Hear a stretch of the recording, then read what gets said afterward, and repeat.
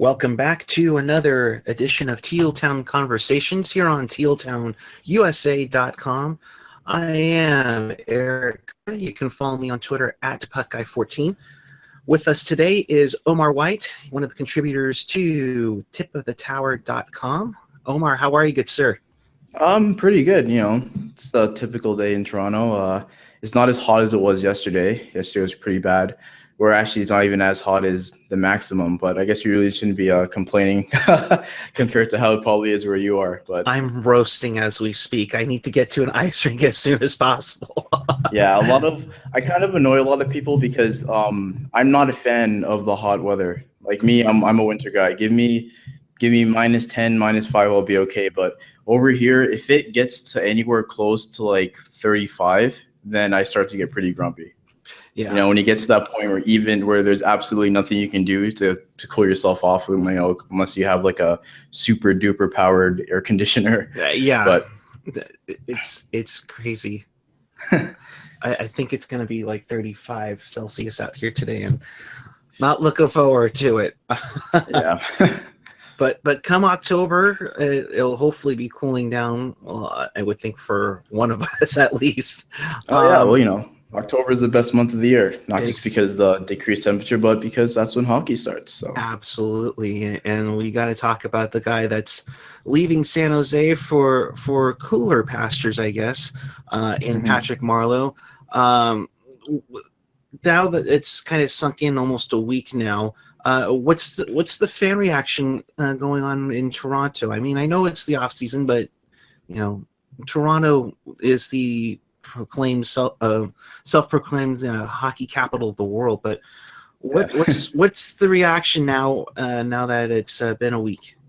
Yeah, it's funny actually. On the day or around those 2-day periods of free agency, so July 1st and July 2nd, I was actually tracking the Twitter reactions to the different signings, and I think when it comes to Marleau signing, it was kind of a 75-25 split. Where the 75% of Leafs fans were like ecstatic, like, yeah, Patrick Marleau, we got our big signing. Like he was someone who a lot of people were talking about even in the middle of the season. When they're looking at the free agency class. So a lot of people were really high on him signing. Now the other 25% were kind of like, yeah, but 3 years, $6.25 million. So. I think overall, the overall feeling is, happiness and excitement. A lot of people are looking forward to the next season. However, I think a lot of people are kind of being cautiously optimistic just because there's that third year, and he's, I think he'll be 38 at the beginning of next season. So a lot of people are kind of a little cautious about that. But I think overall, a lot of these fans are happy with the signing. Yeah, the numbers were quite interesting, and I know the third year was really important to Marleau in the stack for that stability with his family. Where, I mean, I know we're 3 months away, but where do you think he fits in? Does he just go right up to the top line with Austin Matthews?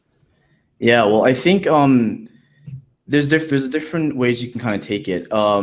Like on surface value, yeah, that would make the most sense. Also, Marleau was on TSN Overdrive. I don't know if you're a fan of that, for anyone else. Oh yeah, big time. Yeah, and I love Jerry's percentages, big time. Yeah, it's the best. One of the best bits. Yeah, he was actually saying that one of the things that intrigued him about Toronto was the young star talent on the team. So when you hear that, you think of Austin Matthews, William Nylander, and Mitch Marner. And another, I guess you can say, complaint around Leafs Nation is that a lot of people felt that even though Zach Hyman, he basically did his job on Matthews' left side. He was the distraction, he created space. He was the dump and chase guy, worked around the boards, that type of thing. But he really lacked that finish. And I think that if he were able to to finish a couple of the grade A quality chances that Matthews gave up, Matthews probably would have had a lot more assists this season. So I think putting Marleau on that top line along with William Nylander would be a very dangerous line. Considering the fact that even though Marleau is 37, 38, he had 26 goals last passing season. Yeah, 27 last year. Yeah, so that's definitely something that would be a great addition and be like a true top line top line in the NHL. But I think another place that that Marleau could go will be depending on whether Lou and other management are willing to deal JVR for a defenseman over the offseason. I think adding a top four is probably one of the main things that the Leafs want to do. So if JVR was included in the piece, then it would make sense to put Marleau in on that left side as well. So I think overall, it just depends on what the Leafs are going to be doing going into next season. But I think him playing on the top line with Marleau would make the most sense to me. Yeah, I think the top line would be huge for him, and even down in the second line, I think would be great for ability of Marleau. Now, and I know Coach Babcock really wanted him and really lobbied for him so much. Do you sense how it's molding? It's molding into like a fast, speed, skill team, and and with Marleau, you just seem to have that speed, but you also have that experience, which I think these young Leafs needed at the same time. Yeah, definitely. I think even if you look at what the Leafs did at this past trade deadline when they added Brian Boyle, and one of his notable aspects of his career was that he had 100 playoff games. And I think him being on that fourth line really added, stability and confidence and just a veteran presence to know that, like, hey, yeah, this is your first time going to the playoffs. This is basically how it's going to go. And I think considering the fact that Brian Boyle is gone now, I think Marleau, not only does he add the speed and the skill, like you said, but he also does add that veteran experience. After being in the league for like 19 years, he probably has an idea of how things go. So I think, if there ever comes down to to a point where the Leafs are in a slump, or not even just like a couple of games, maybe even just like a period or a shift or something like that, I think Marleau's contribution can be just as effective on the ice as well as off the ice too. Yeah, definitely. You use his experience on and off. That would be exceptional and can help the guys off the ice as well. Considering, 19, 20 years in the league, and he's probably still got the wheels to keep up with some of the guys. We've teased about it before that Austin Matthews, who was born out here in San Ramon, he was born 3 days after Patrick Marleau played his first preseason game. Yeah, that's crazy. Yeah. And if you want to keep adding the links between Matthews and Marleau, I believe Marleau also had a game where he scored 4 goals. Yes. Don't know where. Yeah, he had it against Colorado. So yeah. So that's a good bonding. It's like, hey, I scored 4 goals against Ottawa. It's like, oh yeah, I scored 4 goals against Colorado. So yeah, I think that'd be a great bonding experience going into training camp. No pressure. He's got to match that in Toronto. But in speaking of Toronto, the media can be on the players massively. We saw that unfortunately with Kessel and Phaneuf, a couple years back. Out here in San Jose, unfortunately, there isn't as much media coverage. It's kind of been distracted towards the Golden State Warriors, of course. Congrats on the win, by the way. Well, thank you. The thing I have is this, how does the media coverage kind of play into a player's mind, in the sense that Marleau's kind of the quiet. I don't want to say shy, but he will take the questions but won't be there for like a crazy soundbite for TSN 1050 or Sportsnet 590 to go, oh my gosh, did you see that? How much does the media play into a player in playing for the Maple Leafs in Toronto? Yeah, well, it's actually funny because I don't know if a lot of Leafs fans do this, but I watch a lot of the pregame, postgame interviews, and a lot of the players don't really give up much. like William Nylander, he'll just say oh yeah, it was we had a lot of good scoring chances. It was fun. like, or something like that. Austin Matthews, he's very like a calm and civil and stuff like that. A lot of these players are kind of trained. So I don't think Leafs fans are going to be expecting Marlowe to kind of stand up to the podium and be like, yeah, you know what? We're going to destroy that team. I think everyone's like, expecting him to kind of be very, kind of himself and stuff like that. As to what the media itself does, yeah, like I've been a Leafs fan, the majority of my life, and I've seen players get ripped. I've seen players blow up on reporters and stuff like that. I've seen reporters try to entice players to give a certain response. And I think when it comes down to it, Babcock has a thing where he always says, the best thing for a player is to have something away from hockey, especially when things aren't going their way. Morgan Rielly this year, some people would say that he had a disappointing season just because when he started in the World Cup of Hockey, he was so good on Team North America. And I think at one point in the season, he was like a -33. And, some of the reporters kept going on him about it. But, he seemed to be able to deal with it. So I think to Babcock's point, you have to have something away from hockey. And, at the end of the day, I think not even just in Toronto, I guess, like every reporter is going to try to get a story and stuff like that. But I think also, if you look at Marlowe's experience, Marlowe's age, I think even if there is a stretch where he may not be living up to his contract, because that's probably going to be a headline. I can see that. I can see if Marlowe goes like 10 games without a point, I can see like, oh, Patrick Marlowe, his age is showing or something like that, which is always going to happen because that's the easiest thing to write. But I think the way the management works and everything, I think a lot of the players are trained and they're told that like, have something away from hockey, come up calm, and at the end of the day, you're playing the game you love, right? So I think that's what it's going to come down to. And that's great advice from Leafs management to have something, that you don't have to necessarily, I mean, some of these guys have families, so having like something to do outside of work and I think like us, of course. Yeah, like some of the younger guys, I think they play Call of Duty a lot. There you go. Like, Matthews and Marner and stuff.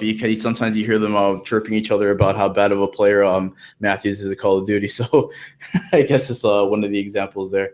I wouldn't be surprised if there's like some secret NHL players group that these guys are playing like Call of Duty or heck, like I guess next year NHL 18, and I could totally picture Patty saying, "Hey, here's Burnsy's user ID. You should totally go up against him and totally chirp him before a game. It was in late October."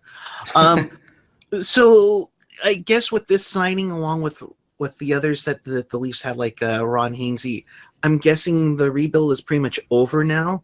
Does that mean there's a little more expectations going into next year? I think even without the Marlowe signing, I think one, the Leafs making the playoffs, and two, seeing how well they fared against Washington, just skyrocketed the expectations. Like when it was finalized that we were going to play Washington, you saw people on Twitter like, well, there's a sweep, get the broomsticks and stuff.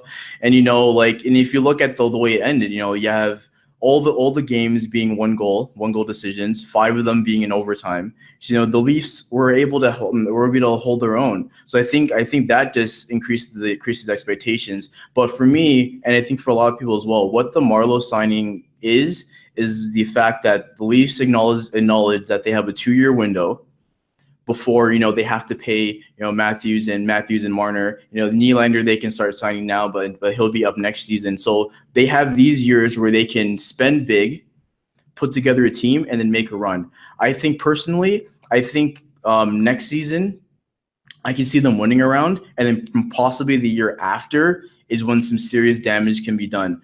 Maybe a cup run. I don't know. I don't want to, jump off the rails and be like, yeah, we're going to win the cup or whatever. But I do think that the mindset of Leafs management is, hey, like our team is good enough, or maybe we can start, thinking into May and June and that type of thing. So yeah, I think it's a positive feeling around Toronto in terms of the Leafs for once.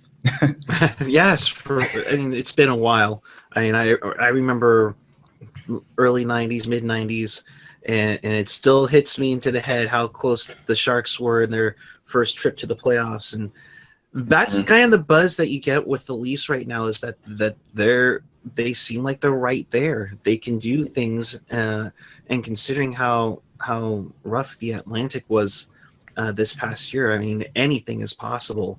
Yeah, it's true. I think like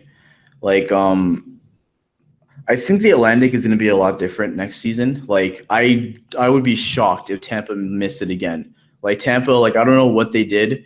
Like I don't know if they smashed a couple mirrors, walked under a couple ladders, but they were just slapped with injuries left and right. Yeah. And even still, they still almost made it. So like Tampa, I expect to make it. Boston could probably still be up there. They have a lot of good players coming up. That Charlie McAvoy kid's going to be a stud. Yeah, Um, big time.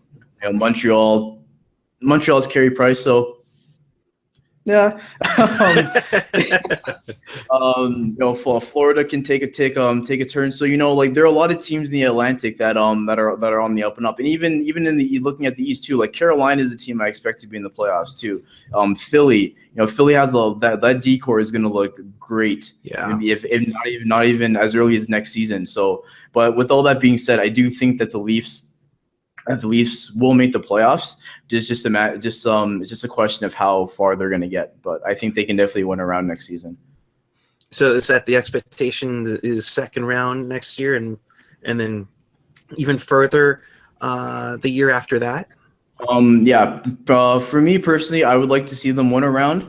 I think management would just want to see them make the playoffs. Not for the reason how it used to be, because before, when the Leafs were like really bad, it was just like, hey, let's make the playoffs so we can get those 2 home dates and then make a whole bunch of money. But Right. I think looking at the team and what they did last year, I think for the management, the goal will be to make the playoffs and then we'll move on from there. So I don't think they want to jump the gun and have all these exceeded expectations. That's what like us fans are going to do. We're going to say like, hey, we're going to make the Eastern Conference final. We're going to make the Stanley Cup final. But I think management themselves, so Lou, Babs, Shanahan, Dubas, Mark Hunter, I think what they want to do at first is make the playoffs. Sounds like a plan, and I know the Leafs are on the up and up, and with that group, anything is possible for sure. Yeah. So let's talk about you. You write for tipofthetower.com. Tell us about the site and what you do over there. Okay, so Tip of the Tower is is part of the Fansided network. So basically, it covers all Toronto and Toronto Buffalo sports. So be it the Leafs, the Raptors, TFC, the Toronto Rock, the Argonauts. So and basically, I'm a contributor for the Leafs. So if there's any news or some types of discussion or a signing, I'll probably write something about that. We also do our own podcast called the TOT Cast on iTunes and SoundCloud. Check that out. Get that plug, hey man. Yeah, I'm just gonna plug all the way. So we also talk Leafs there. So yeah, so I kind of write, when something's up. It's kind of, since it's like July going into August, it's kind of like those dog days of NHL writing where you kind of just have to, reach for something to write about. But there's still a couple of things that the Leafs can do. Recently they just re-signed Zach Hyman to a 4-year deal.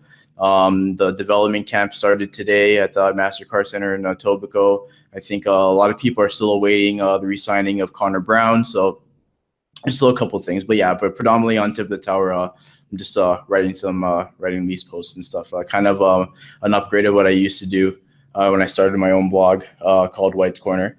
That's kind of an incidental plug because you can check that out if you want to. So it's been really cool. A lot of the people I write with and stuff on the site are really awesome. You kind of have this we're a tight knit of buddies there, so it's pretty cool. And to do all the sports, that's the craziest thing, which is to me unprecedented to do it in one site when you see everybody that's one sport specific. Yeah, June, July, August are just like the dog days where you're stretching out, and it makes you want to go, Can it Yeah. get to training camp yet? For crying Yeah. out loud, That's when you do the lineup projections, or which prospect from this draft can make a run at a roster spot or something like that. So You're yeah. like, all right, enough with the Jays, enough with the Argos. Yeah. TFC made it far, but it's like it's a hockey town. We need to get at it. All right, so Yeah. tell everybody where they can find you online and everything from that forward. Yeah. So you can read any of my writing at tipofthetower.com. I'm mainly in terms of social media. Most of the social media, I'm mainly on Twitter at OLW93. So you can follow me there for links to any of my writing. Is also usually I do polls and stuff for our podcast on Tip of the Tower, and I have some funny stuff, so you can look at that too. Yeah, and also there's also the link to White's Corner there too. I think it's in one of my pinned tweets if you want to see where I first started. I'll probably be writing up there once the season starts, because I'll do like game reactions, that type of thing. But yeah, so White's Corner, Tip of the Tower, and Twitter at OLW93. That is Omar White. He covers the Leafs for tipofthetower.com and White's Corner. Omar, thank you so much. Can't wait Thanks for having me. It was cool. We'll definitely have you on as we get closer to our matchups. I think October 30th and which is January 4th. I thought that was weird, because usually I think the Leafs the deadly California road trip, I think it's happening a lot earlier. Usually it happened like in February. So, yeah. No, it's weird how the schedule seems all weird. Usually we start like first 8 of 9 on the road, and now we have like 5 home games in October. It's crazy. I don't know. But Omar, thank you for having us, and check out his sites, and of course for more Sharks news and fan reaction, you can always hit us up at TealTownUSA.com. I'm Eric Curra, and thank you for joining us, and enjoy your continuing of summer, and we can't wait for October to get here. Thank you for watching.